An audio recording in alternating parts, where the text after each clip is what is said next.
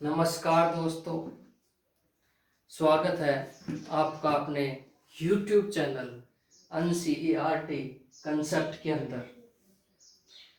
दोस्तों, एक हमने 10th क्लास की सीरीज शुरू की हुई है। उसके अंदर हम कई चैप्टर करा चुके हैं। मैं भी करा चुका हूँ, अनिल सर भी करा चुके हैं। तो उसमें एक बायोलॉजी का चैप्टर था, रिप्रोडक्शन इन ऑर्गेनिज्म। उसमें हमने 2 पार्ट किए थे एसेक्सुअल रिप्रोडक्शन के। उसके बाद बड़े दिनों के बाद आज टाइम लगा थोड़ा बहुत, तो सेक्सुअल रिप्रोडक्शन के बारे में आज हम पढ़ेंगे। तो सेक्सुअल रिप्रोडक्शन हम फ्लावर के अंदर पढ़ेंगे, मेल के अंदर पढ़ेंगे, फीमेल के अंदर, दैट मीन्स ह्यूमन बींग्स के अंदर भी पढ़ेंगे। सबसे पहले उसका जो इंट्रोडक्शन है थोड़ा बहुत, कि क्यों जरूरत पड़ी सेक्सुअल रिप्रोडक्शन की, आखिरकार एसेक्सुअल रिप्रोडक्शन पूर्ति क्यों नहीं कर पाया, सेक्सुअल रिप्रोडक्शन की क्यों जरूरत पड़ी, ऐसा क्या था सेक्सुअल रिप्रोडक्शन में कि इसको अपनाना पड़ा या फिर इसको होना पड़ा। एक्चुअली जो एसेक्सुअल ऑर्गेनिज्म, एसेक्सुअल जो रिप्रोडक्शन था उसके अंदर सिंगल ऑर्गेनिज्म का इन्वॉल्वमेंट था, ये भी हमने देखा। दूसरा, सेक्सुअल जो रिप्रोडक्शन है उसके अंदर इन्वॉल्वमेंट है 2 इंडिविजुअल ऑर्गेनिज्म का। 2 इंडिविजुअल ऑर्गेनिज्म आपके होने चाहिए, दैट मीन्स मेल और फीमेल। ये 2 ऑर्गेनिज्म, इंडिविजुअल ऑर्गेनिज्म होने जरूरी हैं। और यहाँ पे एक बात और लिखी, जेनेटिक्स का जो चैप्टर है हेरिडिटी एंड इवोल्यूशन में आपने डीएनए के बारे में पढ़ा होगा, आरएनए के बारे में पढ़ा होगा, डीएनए कॉपिंग के बारे में पढ़ा होगा, वेरिएशंस के बारे में पढ़ा होगा। वहीं से इसको थोड़ा सा रिलेट करते हैं और रिलेट करके हम यहाँ पे आते हैं। तो यहाँ पे हम देख पा रहे हैं, यहाँ पे लिखा है creation of 2 new cells from one involves coping of DNA as well as cellular apparatus। ये कह रहा है कि अगर हमें 2 नई सेल बनानी है, क्रिएशन ऑफ 2 न्यू सेल्स, 2 नई सेल बनानी है एक ऑर्गेनिज्म से फ्रॉम वन, तो उसके अंदर क्या होगा, डीएनए की कॉपिंग होगी। डीएनए की कॉपिंग होगी तो सेलुलर अपरेटस की भी कॉपी करनी पड़ेगी, दैट मीन सेल ऑर्गेनेलिज की भी कॉपिंग होनी जरूरी हो जाएगी वहां पे। तो ये जरूरी है ये बात। तो creation of 2 new cells from one involves copying of DNA as well as cellular apparatus. तो ये बात हम याद रखेंगे, बहुत ही जरूरी है। फिर इसने लिखा DNA कॉपिंग mechanism can not be absolutely accurate and the resultant errors are a source of variations in population of organisms। बहुत ही हेरिडिटी से मैंने बताया था, हेरिडिटी से जो आपका चैप्टर है वहां से इसने ये बात उठाई कि जो डीएनए कॉपिंग मैकेनिज्म है वो एब्सोल्युटली करेक्ट नहीं हो सकता, कुछ ना कुछ वेरिएशंस उसके रिजल्टेंट में आएंगी, कुछ ना कुछ एरर्स आएंगे और एरर्स के कारण वेरिएशंस आएंगी। तो ये बात जरूरी है, देखिएगा डीएनए कॉपिंग मैकेनिज्म, जो डीएनए कॉपिंग मैकेनिज्म है, डीएनए कॉपिंग मैकेनिज्म है can not be absolutely accurate, absolutely accurate नहीं हो सकता। एंड द रिजल्टेंट एरर्स, और जो रिजल्टेंट जो एरर आएंगे इसके कारण, क्योंकि एब्सोल्युट एक्यूरेट नहीं है तो एरर्स भी आएंगे, वो सोर्स है वेरिएशन का इन पॉपुलेशन ऑफ ऑर्गेनिज्म। और जो ऑर्गेनिज्म की पॉपुलेशन बनेगी वहां पे वो सोर्स हो जाएंगे किसका, वेरिएशन का, विभिन्नताओं का सोर्स हो जाएंगे। फिर यहाँ पे लिखा गया every individuals organism can not be protected by variation but in a population variations are useful for ensuring survival of species. बहुत ही तगड़ी बात यहाँ पे बोल दी, मोटी बात यहाँ पे बोल दी। और क्या बोला गया वो बात हम यहाँ पे देखेंगे। देखिएगा एवरी इंडिविजुअल ऑर्गेनिज्म, प्रत्येक जो इंडिविजुअल ऑर्गेनिज्म है can not be protected, protected नहीं रह सकता, नहीं बचाया जा सकता वेरिएशंस के थ्रू। लेकिन अगर एक पॉपुलेशन की हम बात करें, but in a population variations are useful. Variation useful है, क्यों यूजफुल है? सर्वाइवल ऑफ स्पीसीज के लिए वो यूजफुल है। और सर्वाइवल ऑफ स्पीसीज के लिए वेरिएशन क्यों यूजफुल है वो हम यहाँ पे अभी देखेंगे आगे आने वाले सेक्शन में। तो ये बहुत ही जरूरी हो जाता है दोस्तों कि सेक्सुअल रिप्रोडक्शन की क्यों जरूरत पड़ रही है, उस चीज के संदर्भ में हम यहाँ पे देख पा रहे हैं सब कुछ। तो ये सारा का सारा बेसिक इंट्रोडक्शन सेक्सुअल रिप्रोडक्शन के बारे में अभी चल रहा है। This is possible if organism come up with reproductive mode that allowed more and more variation to be generated। ये कह रहा था, यहाँ पे इसने एक बात कही कि प्रत्येक इंडिविजुअल को कान नॉट बी प्रोटेक्टेड नहीं हो सकता वेरिएशन से, लेकिन एक पॉपुलेशन की अगर हम बात करें तो वहां पे वेरिएशन ही एक ऐसी चीज है जिसके थ्रू हम पॉसिबल कह सकते हैं कि सर्वाइवल जो इंश्योर करेगा सर्वाइवल ऑफ स्पीसीज। और ये तब पॉसिबल होगा जब हमारे पास ऐसे मोड्स हो एक्टिंग के जिसके थ्रू ये वेरिएशंस क्रिएट हो सके। अब ये वेरिएशंस क्रिएट कैसे होंगी? एसेक्सुअल रिप्रोडक्शन की अगर मैं बात करूं तो वहां तो सिंगल ऑर्गेनिज्म था ना, तो वहां पे वेरिएशंस के चांस बहुत कम रहते हैं। लेकिन अगर यहाँ पे सेक्सुअल रिप्रोडक्शन में मैंने बताया दो इंडिविजुअल का इन्वॉल्वमेंट है, मेल फीमेल, तो यहाँ पे वेरिएशन आने के चांस बहुत ज्यादा हैं। और यही बात बताई गई कि जितनी ज्यादा वेरिएशन होगी सर्वाइवल ऑफ स्पीसीज उतनी ज्यादा होगी। This is possible if organism come up with reproductive modes that allowed more and more variations to be generated। बहुत ही अच्छी बात यहाँ पे बताई गई है। उसके बाद क्या लिखा? एनसीईआरटी लिखती है, एनसीईआरटी बहना लिखती है, क्या लिखती है? वो कहने लगा मंजिल मिले या ना मिले ये तो मुकद्दर की बात है। मंजिल मिले या ना मिले ये तो मुकद्दर की बात है। गालिब हम प्रयास भी ना करें ये तो गलत बात है। तो दोस्तों प्रयास करना जरूरी है, हमारी तरफ से 100% देना जरूरी होता है। तो यहाँ पे देखिए क्या लिखा गया, while DNA coping mechanism not absolutely accurate। अब डीएनए कोपिंग मैकेनिज्म है नॉट एब्सोल्युटली एक्यूरेट नहीं है, ये बात हमने पहले भी पढ़ी थी, एब्सोल्युटली एक्यूरेट नहीं है। They are precise enough to make generation of variation, इसलिए वेरिएशंस की जनरेशन क्रिएट होंगी जो कि एक स्लो मैकेनिज्म रहेगा। ठीक है, well DNA copying mechanism not absolutely accurate, they are precise enough to make generation of variation and that is a slow process। ये बात हम पढ़ चुके हैं।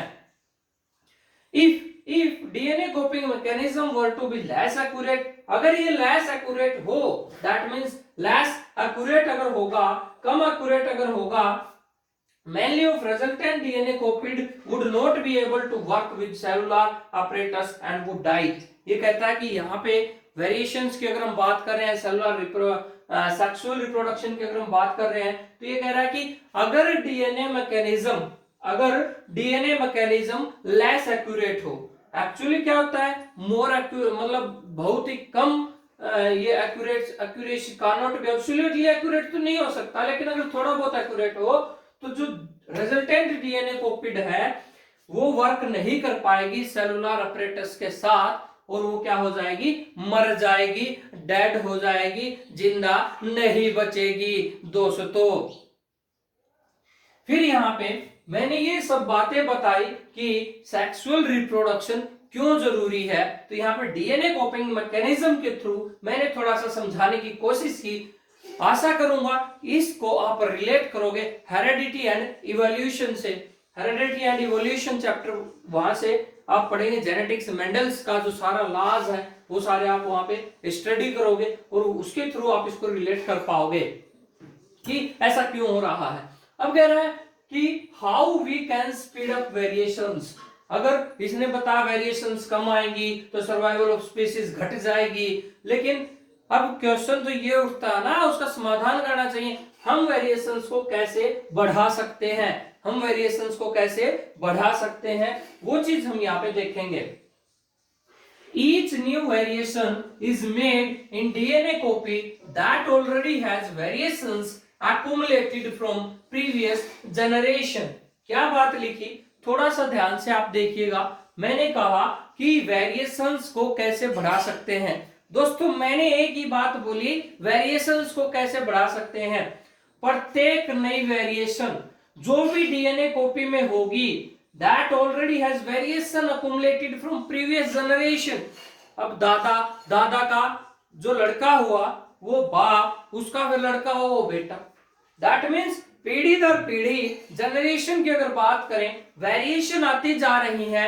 वही बात यहाँ पे लिखी है, each new variation is made in DNA copy that already has variation accumulated from previous generation।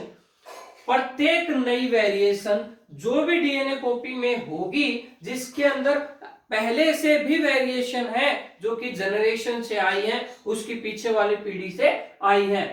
इसीलिए मैं कहता हूं, two different individual in a population would have quite different pattern of accumulated variation. यहाँ पे क्या बताया गया, जो दो डिफरेंट इंडिविजुअल हैं किसी भी पॉपुलेशन में, would have quite different pattern of accumulated variation. एक मतलब डिफरेंट पैटर्न होगा अक्यूमुलेटेड वेरिएशंस का। तो ये बात बड़ी जरूरी हो जाती है।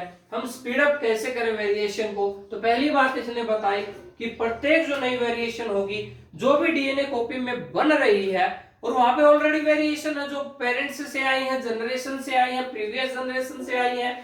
इसलिए दो डिफरेंट जो इंडिविजुअल होंगे किसी भी पॉपुलेशन में, क्वाइट डिफरेंट पैटर्न होगा उनके अंदर अक्यूमुलेटेड वेरिएशंस का, क्योंकि दोनों अलग अलग जनरेशन से हैं, दोनों की जनरेशन अलग अलग है। मेल अलग जनरेशन से रहता है, फीमेल अलग जनरेशन से रहता है। उनकी डीएनए कॉपिंग के अंदर जो भी वेरिएशन होगी वो अक्यूमुलेटेड वेरिएशन वो अलग अलग होंगी। यही बात यहाँ पे बताई गई है। सॉरी दोस्तों,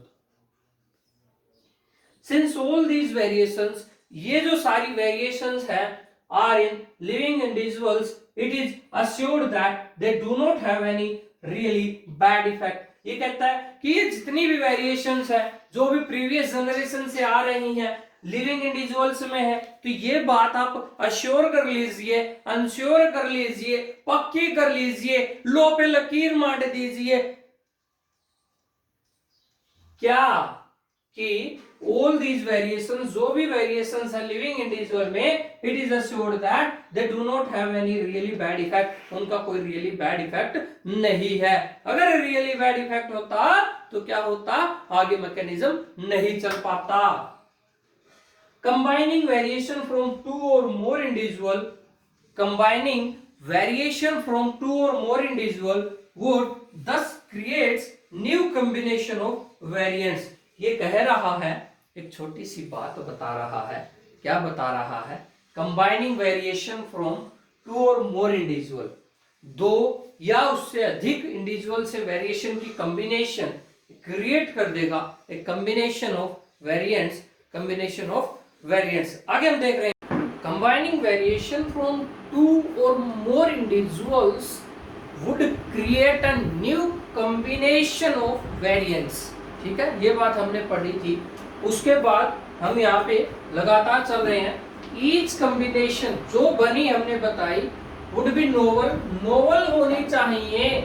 ठीक है, सिंस इट इन्वॉल्व, क्योंकि दो डिफरेंट इंडिविजुअल हैं तो कॉम्बिनेशन भी आपकी नोवल होनी चाहिए। मतलब कहने का कॉम्बिनेशन भी आपकी इस तरीके से होनी चाहिए कि वो अच्छे तरीके से मेंटेन हो सके आगे।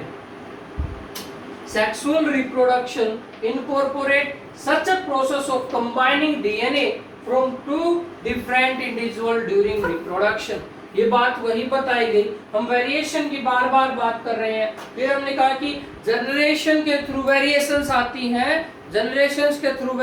आती हैं, और फिर हम ये बात की कि वो एक न्यू वेरिएंट्स का कॉम्बिनेशन बना देती हैं। तो जो सेक्सुअल रिप्रोडक्शन है वो इनकॉर्पोरेट करेगा such a process of combining DNA. मतलब सेक्सुअल रिप्रोडक्शन ही एक ऐसा रिप्रोडक्शन है जो दोनों क्योंकि दो डिफरेंट इंडिविजुअल्स वहां पे हैं, तो इस चीज को वो मतलब इनकॉर्पोरेट करेगा।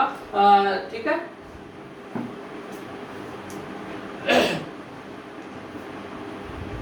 If each new generation is, ये क्या कह रहा है देखिएगा, इफ ईच न्यू जनरेशन, अगर प्रत्येक नई generation is to be combination of DNA copies from two pre-existing individual, then each new generation would end up having twice the amount of DNA that of previous।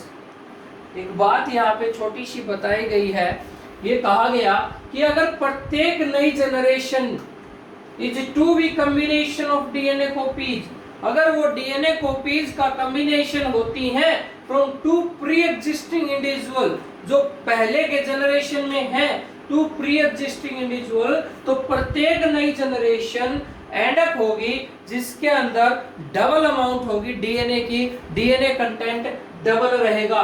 ये देखिए, if each new generation, अगर प्रत्येक नई generation is to be combination of DNA copies, अगर combination है from two pre existing individual, जो पहले से इंडिविजुअल एग्जिस्ट कर रहे हैं, दैट मींस उनकी पहले की generation, then each new generation, प्रत्येक new generation would end up होगी having twice the amount of DNA, जिसके अंदर अमाउंट ऑफ डीएनए क्या रहेगी, ट्वाइस रहेगी दैट ऑफ प्रीवियस से, पहले वाली से।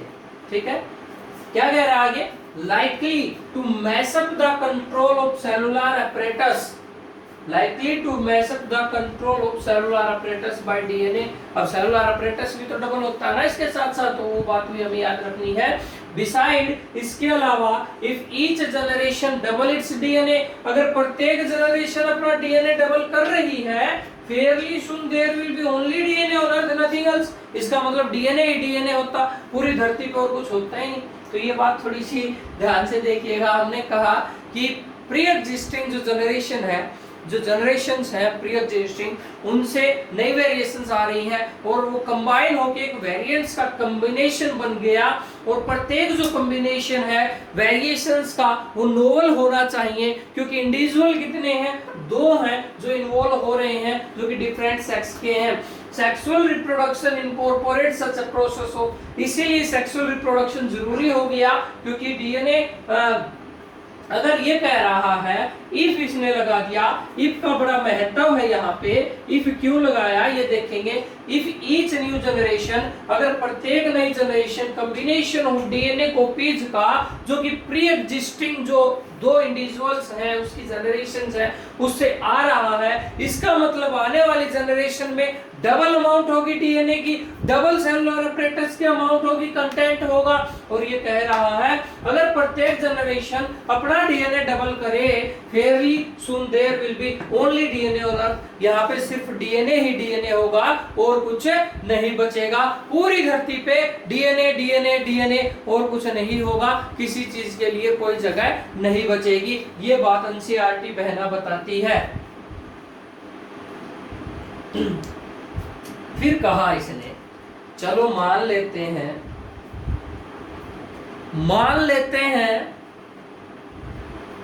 वो कहते हैं ना, गुलजार ने एक शायर बोला कि मान लिया कि उसने बेवफाई की, मान लिया कि उसने बेवफाई की, लेकिन गाली कुछ तो मजबूरियां उसकी भी रही होंगी, तो कुछ ना कुछ मजबूरी होती है। तो यहाँ पे हम देख रहे हैं कि क्या मजबूरी पड़ी कि सेक्सुअल रिप्रोडक्शन को आना पड़ा, वो सारी चीज हमने देखी। वेरिएशंस कैसे आ रही हैं वो भी हमने देखा, डीएनए कॉपिंग कैसे हो रही है जेनेटिक्स के अंदर हमने देखा हेरिडिटी वाले चैप्टर में। अब ये कह रहा है कि जैसे जैसे ऑर्गेनिज्म का साइज इंक्रीज हो रहा है, जैसे जैसे ऑर्गेनिज्म की बॉडी का स्पेशलाइजेशन इंक्रीज हो रहा है, उसी हिसाब से ऑर्गन का स्पेशलाइजेशन होना भी जरूरी है, तय हो गया। As organism become more complex, जितना ज्यादा ऑर्गेनिज्म कॉम्प्लेक्स होता जाएगा, specialization of tissue increases, tissue का स्पेशलाइजेशन भी इंक्रीज होगा। many multicellular organisms have found for the problem mentioned above is to have, ये कह रहा है कि कई मल्टीसेलुलर ऑर्गेनिज्म के अंदर ये प्रॉब्लम देखी गई, उसके बाद इसका सॉल्यूशन भी मल्टीसेलुलर ऑर्गेनिज्म है, क्योंकि डिफरेंट टाइप के ऑर्गन्स वहां पे हैं जो स्पेशलाइज्ड हैं सिर्फ इस काम के लिए, स्पेशलाइजेशन फॉर दिस, ठीक है। प्रॉब्लम मेंशन्ड हो इसने कहा दिया, special lineage of cell, special lineage of cell in specialized organ which have only half the number of chromosome and half the amount of DNA as compared to non reproductive body cells। इसने कहा कि जितना ज्यादा organism complex होता जाएगा, जितनी complexity बढ़ती जाएगी, जितनी कॉम्प्लेक्सिटी बढ़ती जाएगी दोस्तों, उतना स्पेशलाइजेशन टिश्यू का होगा, और स्पेशलाइजेशन टिश्यू का हो गया तो यहाँ पे इस चीज के लिए जो ऊपर प्रॉब्लम बताई जा रही है उस चीज के लिए जरूरी हो गया, क्या जरूरी हो गया, स्पेशलाइजेशन ऑफ ऑर्गन जरूरी हो गया। और स्पेशलाइजेशन ऑफ ऑर्गन कई मल्टीसेलुलर ऑर्गेनिज्म के अंदर देखा जाता है, और वहां पे देखा गया कि जो amount of DNA body cell के अंदर है उसके बजाय रिप्रोडक्टिव ऑर्गन जो भी होगा उसके अंदर अमाउंट ऑफ डीएनए आधा रहेगा, हाफ रहेगा, बिल्कुल आधा रहेगा। और दूसरी बात, जो क्रोमोसोम नंबर है वो भी इसका रिप्रोडक्टिव ऑर्गन का आधा रहेगा as compare to body cell. कहने का मतलब अगर बॉडी सेल के अंदर 46 क्रोमोसोम है तो यहाँ पे 23 क्रोमोसोम रहेंगे, हाफ रहेगा, एन कॉन्टेक्ट रहेगा, हैप्लॉइड कॉन्टेक्ट रहेगा, डिप्लॉइड कंटेंट तब रहता अगर वो कोई भी बॉडी सेल होती। एवरीथिंग एक्सपेक्ट रिप्रोडक्टिव ऑर्गन, ये बात हमें याद रखनी है।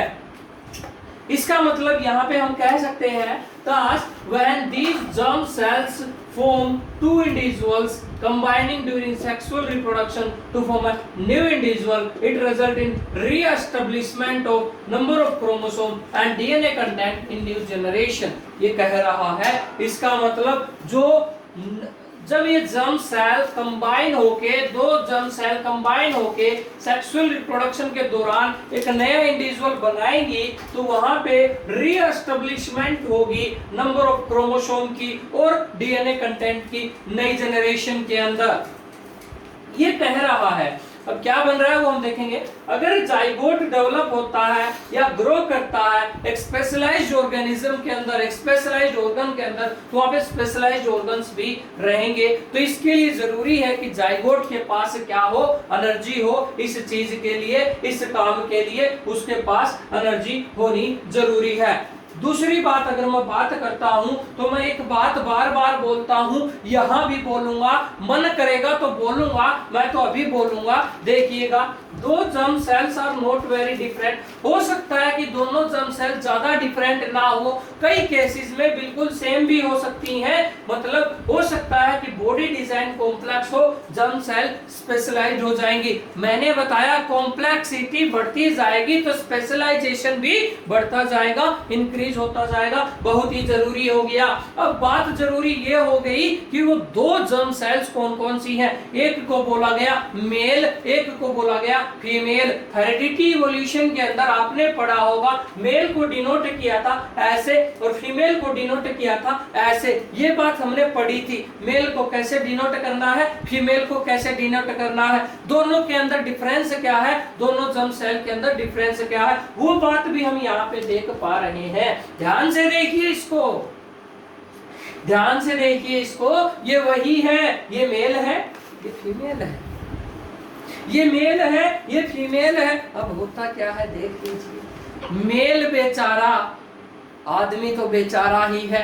आजकल जो है वो मतलब क्या है, वो बोलते हैं ना लेडीज फर्स्ट, वो बात भी हकीकत हो रही है, लेडीज फर्स्ट। मेल बेचारा मारा गया और वही बात, उसी बात से यहाँ से हम रिलेट करेंगे। मेल की अगर बात करें तो वो मोटाइल है, बेचारे को घूमना पड़ता है, बाहर जाना पड़ता है, भोजन इकट्ठा करने के लिए, बच्चों का पेट भरने के लिए और भी काम के लिए। तो उसी चीज को हम रिप्रोडक्टिव ऑर्गन से जोड़ करके देखेंगे। मेल क्या है, मोटाइल है, फीमेल जो रहेगी नॉर्मली नॉन मोटाइल रहेगी।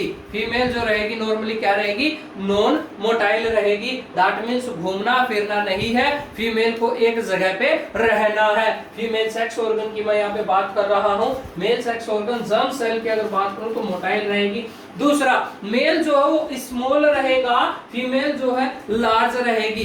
ये बात बड़ी इंपॉर्टेंट हो गई। मेल बेचारा छोटा होता ही जा रहा है और फीमेल बेचारी कैसे नहीं है, ये बढ़ती ही जा रही है। ठीक है, तो मेल मोटाइल रहेगा, स्मॉल रहेगा, फीमेल नॉन मोटाइल रहेगी, लार्ज रहेगी। तीसरा, फीमेल जो है अब वो घूम फिर नहीं रही, इसका मतलब भोजन को स्टोर कर रही है। तो स्टोर्ड जो फूड रहेगा वो किसके पास रहेगा, फीमेल के पास रहेगा। बड़ा ही मजा आ गया, इंपॉर्टेंट हो गया, महत्वपूर्ण हो गया। क्या हो गया यहाँ पे देखिएगा, male not store food, food को स्टोर नहीं करता, जबकि फीमेल फूड को स्टोर करके रखती है। ये बात आप देखिएगा। घर में भी आप देखते होंगे, मम्मी अगर खाना बनाती है, मान लेते हैं मम्मी भिंडी बना रही है, तो भिंडी बनाते बनाते एक बार तो वो धोने के बाद टेस्ट कर लेती है, एक बार जब वो बनाती है उस टाइम पे टेस्ट कर लेती है, एक बार बनने के बाद जब खाना तैयार हो गया उस टाइम पे भी वो टेस्ट कर लेगी, और थोड़ा बहुत हो सकता है कटोरी के अंदर अपनी अलग से रख भी ले। कई होती हैं ऐसी, तो ये बड़ा जरूरी हो जाता है। वही बात यहाँ पे हम रिलेट कर रहे हैं। फीमेल जो वो फूड को स्टोर कर लेती है। घर वाले सोचेंगे मम्मी भूखी रह गई, उसका हस्बैंड सोचेगा मेरी वाइफ आज भूखी रह गई, लेकिन उसको कौन बताए सब्जी बनाते वक्त वो खा चुकी है और उसने अपना स्टोर अलग से कर रखा है। तो ये बात हम वहां से रिलेट कर रहे हैं। आपको बस मजा आना चाहिए, पढ़ाई करो, मजे लेके पढ़ो, पढ़ो तो ऐसा पढ़ो किसी को पढ़ा सको, ये बड़ा जरूरी है। अब यहाँ पे मैं देख रहा हूँ बहुत ही जरूरी हो गया मेरा समझाना, आपका समझना। आप देख लीजिए, मेल की अगर मैं बात करूं, दूसरा फीमेल की अगर मैं बात करूं, मैंने सिंबल आपको बताया, ये मेल रहता है, ये फीमेल रहती है। तीसरी बात अगर मैं करता हूं तो मेल के अंदर नंबर ऑफ क्रोमोसोम मैंने बताया, हैप्लॉइड कंटेंट लेना है, ओनली एन लेना है। मेल जर्म सेल की अगर मैं बात करूं तो मेल है इसकी जर्म सेल और यहाँ पे फीमेल की जर्म सेल। अगर दोनों की मैं बात करता हूं, दोनों क्रॉस होकर के